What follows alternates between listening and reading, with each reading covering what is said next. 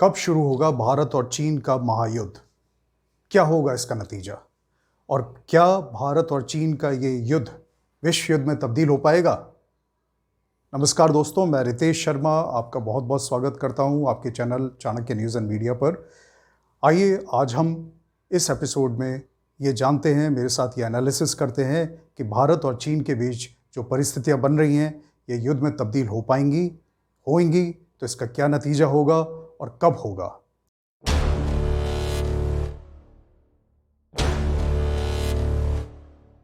दोस्तों, जैसा कि आप सब जानते हैं कि भारत और चीन के बीच इस टाइम बहुत ज़्यादा टेंशन का माहौल चल रहा है। हमारे बॉर्डर्स पे जो हमारा लद्दाख वाला जो बॉर्डर है और अरुणाचल प्रदेश वाला जो बॉर्डर है, जो चाइना से जुड़ा हुआ है, चाइना से लगा हुआ बॉर्डर है, उस पर बहुत हैवी डिप्लॉयमेंट चल रहा है। चाइना की तरफ से बहुत हैवी डिप्लॉयमेंट है, जिसमें कि उसने करीब 40 to 50,000 के करीब सैनिक डिप्लॉय किए हुए हैं, हैवी आर्टिलरी डिप्लॉय की हुई है, टैंक्स डिप्लॉय किए हुए हैं और साथ साथ उसके सभी जो उसके मेन जो उसके फाइटर जेट्स हैं वो भी वहाँ पे डिप्लॉयड हैं। उसके जवाब में भारत ने भी लगभग उतने ही सैनिक वहाँ पे डिप्लॉय किए हुए हैं और साथ साथ हमारी तरफ से भी हमारी हैवी आर्टिलरीज, तोपें, हमारे टैंक्स और हमारे जो लीडिंग हमारे फाइटर जेट्स हैं वो भी उधर डिप्लॉयड हैं और लगभग रेडी टू टेक एक्शन हैं। तो क्या कारण है, क्यों हो रहा है ये सब? ये लोग आप लोग लगभग जानते हैं और मैं आगे इस पर और भी आपको इस पर पूरे डिटेल में बताऊंगा कि एक्चुअली हो क्यों रहा है। लेकिन अभी हम लोग ये डिस्कस करेंगे कि ये युद्ध कब हो सकता है भारत और चीन के बीच। दोस्तों, जैसे कि ये हैवी डिप्लॉयमेंट चल रहा है, ये एक एक्चुअली चीन की पॉलिसी है। चीन की दशकों पुरानी ये क्षेत्रवाद वाली पॉलिसी है कि किसी तरीके से वो अपने पड़ोसियों के एरिया में घुस जाए और उसमें कब्जा कर ले। दोस्तों, चाइना की हमेशा से एक पॉलिसी रही है कि उनके वॉर गेम में आती है कि 2 कदम आगे 1 कदम पीछे। सपोज 20 किलोमीटर या 10 किलोमीटर वो आगे आ गया, 5 किलोमीटर पीछे आ गया।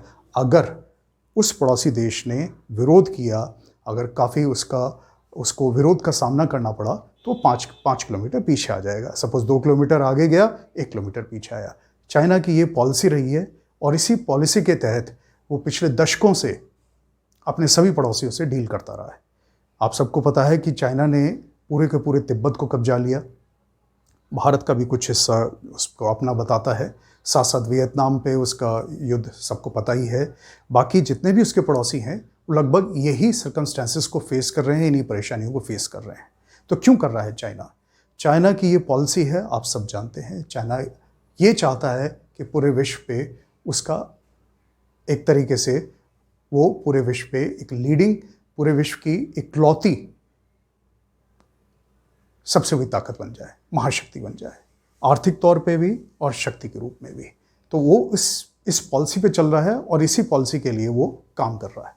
अब क्या परिस्थितियां बनी हैं? परिस्थितियां ये हैं कि इस टाइम पूरा विश्व कोरोना महामारी, जो कि चाइना ने, लोग कहते हैं और अब ऐसा लगता है कि चाइना ने शायद जानबूझ के फैलाई है, उस महामारी से पूरी दुनिया की अर्थव्यवस्था एक तरीके से तहस नहस है। इस तहस नहस अर्थव्यवस्था से सारे देश पूरी तरीके से प्रभावित हैं।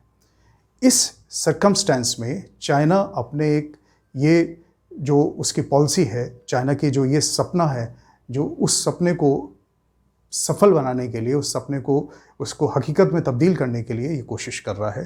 पूरी दुनिया को उसने नाक में दम करा हुआ है। सभी पड़ोसियों के साथ उसका विवाद चल रहा है। खासकर भारत से उसका विवाद है, सीमा पे बहुत ज़बरदस्त विवाद चल रहा है। वो कब्जा करना चाह रहा है। उसको आर्थिक फ़ायदे भी हैं। इनफैक्ट वो हम आगे किसी उसमें डिस्कस करेंगे क्योंकि काफ़ी लंबा हो जाएगा ये एपिसोड। तो भारत के जो वो इन एरियाज़ में जो कब्जा करने की कोशिश कर रहा है और साथ साथ जैसे कि आप ताइवान को तो खैर कुछ समझता ही नहीं। ताइवान तो ये समझता है कि वो उसको देश ही नहीं मानता वो। और साउथ चाइना सी में जिस तरीके से सारे देशों को उसने तंग कर रखा है, दुखी कर रखा है। तो ये सब जो सर्कमस्टांसेस हैं, इस सर्कमस्टांसेस में युद्ध तो लगभग एक तय है। चाइना को युद्ध की बहुत सख्त ज़रूरत भी है। वो क्यों है वो भी बताता हूँ मैं आपको। एक्चुअली पूरी दुनिया जैसे कि इस टाइम कोरोना महामारी से पूरी तरीके से काफ़ी हद तक तहस नहस है, पूरी अर्थव्यवस्था चौपट हुई हुई है। तो चाइना ये सोच रहा है, क्योंकि उसके पास में कैश रिजर्व्स काफ़ी स्ट्रॉन्ग हैं, चाइना ये सोच रहा है कि वो किसी तरीके से कुछ देशों की तो ज़मीन पे कब्जा कर ले। जैसे भारत हो गया, या आपका और जो आस पड़ोस के 2-3 देश हैं जैसे वियतनाम, जापान हो गया, तो कुछ तो वो ये चाह रहा है कि इन देशों को कि वो कब्जा कर ले कुछ एरिया के, कुछ पे आर्थिक तौर पे वो चाह रहा है, और कुछ को जो है वो लोन दे के उन पे कब्जा करना चाह रहा है। जैसे आपका पाकिस्तान है, श्रीलंका है, पीएनजी एक छोटा सा देश है, पपुआ न्यू गुनिया करके देश है, उस पर भी उसने, और अफ्रीका के गरीब देशों, इवन यूरोप के छोटे देशों पे भी उसकी ये कोशिश चल रही है कि लोन दे के उन पे कब्जा कर ले। तो ये पॉलिसी चल रही है, वो एक तरीके से ये 3 स्ट्रेटेजी में उसने पूरे दुनिया को बांटा हुआ है जहाँ वो कब्जा करने की कोशिश कर रहा है। तो अब हम बात कर रहे हैं कि भारत और चीन का युद्ध कब हो सकता है। एक्चुअली भारत और चीन का युद्ध कब होगा, इसके लिए आपको पीछे इतिहास में जाना पड़ेगा। हमारा जो चाइना के साथ एक जो युद्ध हुआ था 1962 में हुआ था, और 1962 में अक्टूबर 1962 में हुआ था। उसका रिजल्ट जो रहा था, पूरी दुनिया कहती है कि भारत को चीन ने हरा दिया था। एक्चुअली मैं इसमें सहमत नहीं हूँ। भारत वो युद्ध नहीं हारा था, और अगर हारा भी था, अगर हम मान भी लेते हैं वो हारा था, तो भारत उस युद्ध में चीन से नहीं हारा था। भारत को हराया था सर्दियों ने और बदइंतज़ामी ने। हमारी सेना के पास में सर्दी से बचने के लिए कपड़े तो छोड़िए, जूते भी नहीं थे, हथियार तो बहुत दूर की बात है। तो उससे जो है हम उस युद्ध को हारे थे। अब एक्चुअली चाइना के दिमाग में यही चीज़ चल रही है।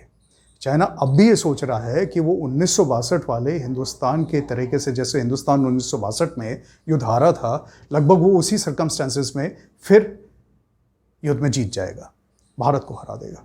तो ये गलतफहमी, ये खुशफहमी चाइना के दिमाग में है। चाइना इसी स्ट्रेटेजी पे चल रहा है। चाइना ये सोच रहा है कि क्योंकि उसके पास में, जैसे उसको ये लगता है कि भारत के पास नहीं होंगे, उसके पास में उसने अपने हैवी डिप्लॉयमेंट किया हुआ है, उसने अपनी सारी तैयारी कर रखी है, और काफ़ी पहले से कर रखी है, सालों से कर रखी है एक्चुअली। तो उस तैयारी से वो ये सोच रहा है कि मैं ये युद्ध जीत जाऊंगा। लेकिन अभी सर्कमस्टेंसेस चेंज हो गई हैं। भारत में एक जो हमारी भारत की सरकार है, उसकी जो थॉटफुलनेस है, उसकी स्ट्रेटेजी है, उसमें बेसिक फंडामेंटल चेंजेस आए हैं। वो बेसिक फंडामेंटल चेंजेस क्या हैं कि हम डिफेंसिव के बदले अब की बार हम डिफेंसिव में ऑफेंसिव डिफेंसिव मोड में हैं। मतलब कि हम सुरक्षात्मक यानी रक्षात्मक मोड के बदले हम अब की बार हम खुद भी अटैक करने की पोजीशन में हैं। ये बहुत बड़ा चेंज है, ये बहुत बड़ा स्ट्रैटेजिकली चेंज है जो हिंदुस्तान की पॉलिसी में बहुत सालों बाद हुआ है। पूरा विश्व जो है, और खासकर हमारे पड़ोसी, इसको हजम नहीं कर पा रहे हैं। पाकिस्तान, चीन इसको हजम नहीं कर पा रहे कि ये देश जिसको हम किसी भी तरीके से हम कब्जा कर लेते थे, हम आतंकवादी भेज देते थे और वो कुछ नहीं कर पाता था, या कुछ करता था थोड़ा बहुत शोर मचा के यूएन में चुपचाप बैठ जाता था, वो एकदम से इतना एग्रेसिव कैसे हो गया, इतने एग्रेसिव मोड में कैसे आ गया।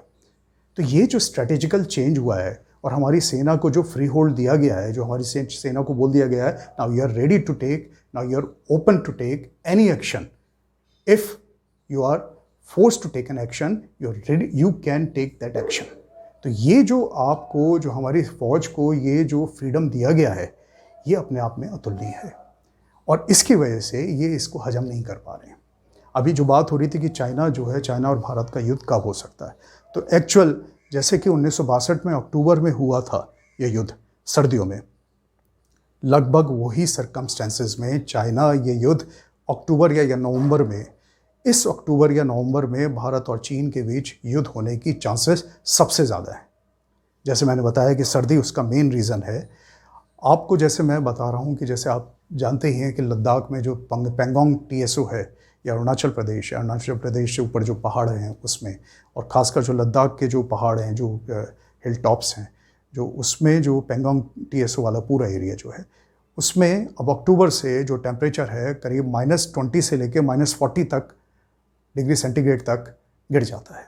ये एक बेहद ठंडा मौसम कहना चाहिए इसको, बेहद ठंडा एरिया होता है, और उसमें जो एक एक्चुअली उसमें सरवाइव करना, उसमें लड़ना एक अपने आप में बहुत मुश्किल चीज़ है।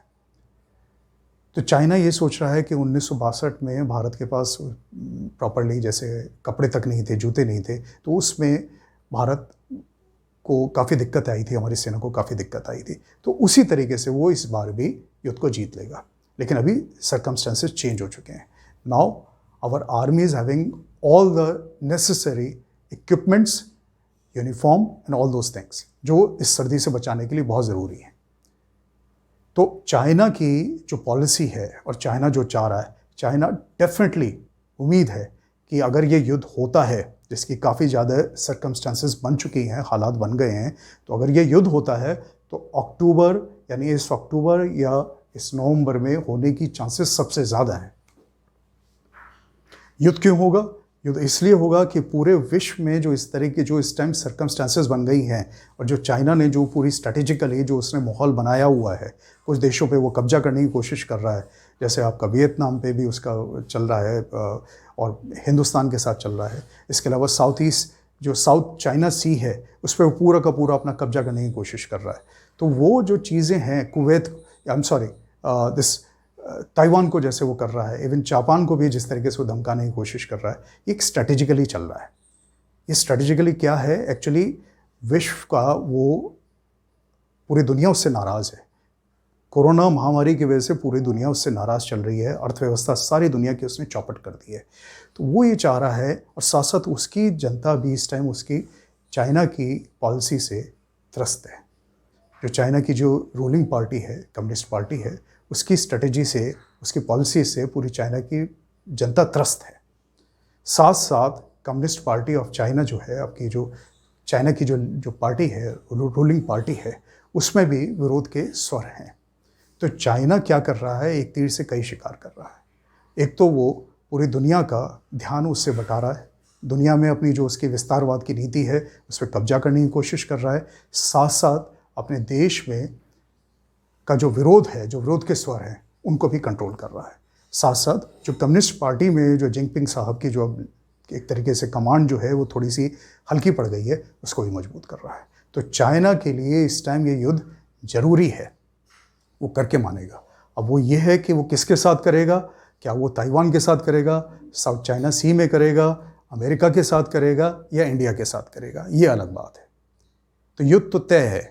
और भारत और चाइना के जिस जो सर्कमस्टेंसेस अब चल रहे हैं, जिस तरीके से डिप्लॉयमेंट है, जिस तरीके से उन्होंने जून में हमारे सैनिकों के साथ में बदतमीजी करी और उसका फिर उसको मुंह तोड़ जवाब भी मिला, जैसे अभी कुछ दिनों पहले भी चाइना को फिर मुंह तोड़ जवाब मिला। जिस तरीके से भारत ने जो लीडिंग जितनी वहाँ की चोटी हैं, पेंगोंग TSO में जितनी लीडिंग चोटी हैं, वहाँ पर जिस तरीके से अपना एक तरीके से अपने पोस्ट बनाए हैं, उससे चाइना बहुत बुरी तरह बौखला गया है। उसकी सारी स्ट्रेटजी फेल हो रही है। वो जो ये चाह रहा था सिल्क रूट को वो दोबारा से स्टार्ट कर दे और जिससे कि उसको आर्थिक तौर पे बहुत फ़ायदा होना था, चांसेस बन रही हैं कि इस अक्टूबर या नवंबर में भारत और चीन के बीच युद्ध हो। दोस्तों, ये था हमारा एनालिसिस आज चाइना और भारत के जो बीच में तनाव है, स्टैंड ऑफ है, उसके ऊपर। मुझे कृपया बताइएगा कि आपको कैसा लगा। बहुत जल्द मैं आपको सामने ये भी लेकर आऊँगा कि क्या इस युद्ध को विश्व युद्ध में तब्दील होने की चांसेस हैं, क्या ये अगर युद्ध होता है तो ये विश्व युद्ध तब्दील होगा और उसके बाद में क्या होगा, या जो आगे और भी जो लीडिंग करंट अफेयर्स हैं या जो मेन करंट अफेयर्स हैं उस पर हम लोग एनालिसिस करेंगे साथ मिलके।